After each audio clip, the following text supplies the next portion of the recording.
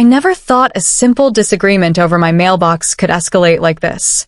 It all started when I noticed the HOA had suggested I move my mailbox a few inches back from the curb. I politely declined, thinking it was just a minor issue, but apparently, that was the last straw. A few days later, I saw a massive semi-truck rolling down the street, and it was headed straight for my mailbox.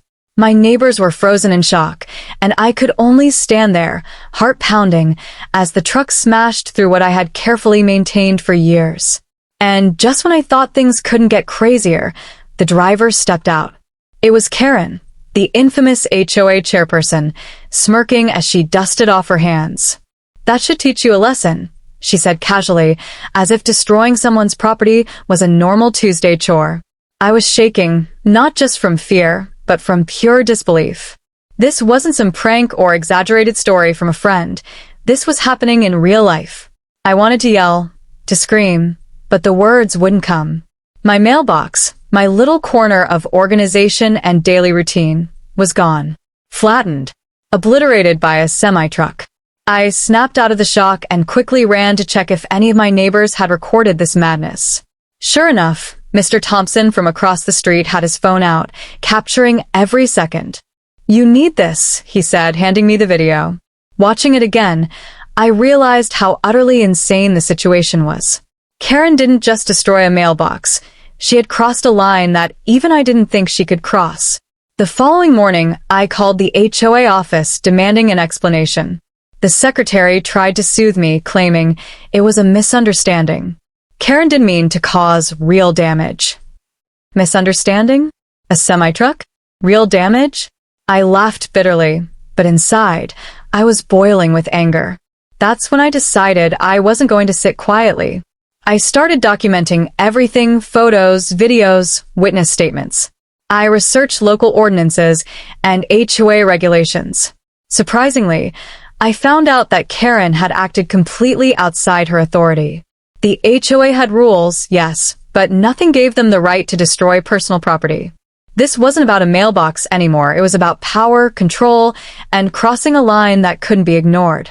Over the next few weeks, I filed a formal complaint with the HOA, accompanied by the evidence and legal citations.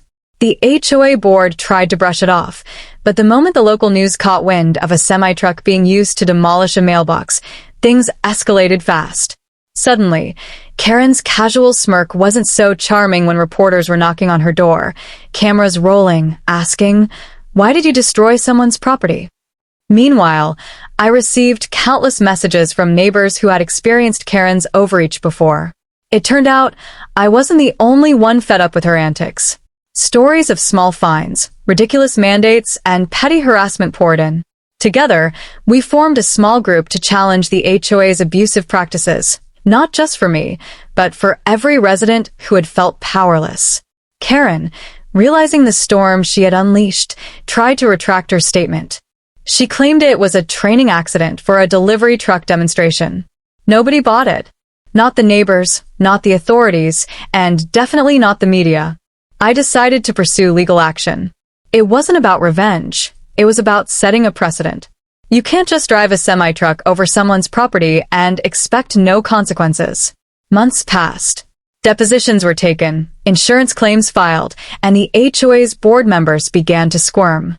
Karen's reputation, once untouchable in the community, began to crumble under the weight of public scrutiny. People who once hesitated to confront her were now openly criticizing her actions, demanding accountability. Finally, the day came when a settlement was reached. The HOA agreed to cover the full cost of the mailbox replacement, compensate me for the emotional stress, and implement stricter guidelines preventing any individual board member from taking extreme unilateral actions. Karen was removed from her chairperson role, and the community, finally, began to breathe again. Standing in front of my brand new mailbox, I couldn't help but feel a mix of relief and triumph. The ordeal had been exhausting, infuriating, and surreal, but it taught me an invaluable lesson. Never underestimate what you're capable of when someone tries to bulldoze your rights, literally or figuratively. What started as a small neighborhood squabble turned into a battle for fairness, community integrity, and accountability. And while the mailbox was replaced, The message to the HOA was clear.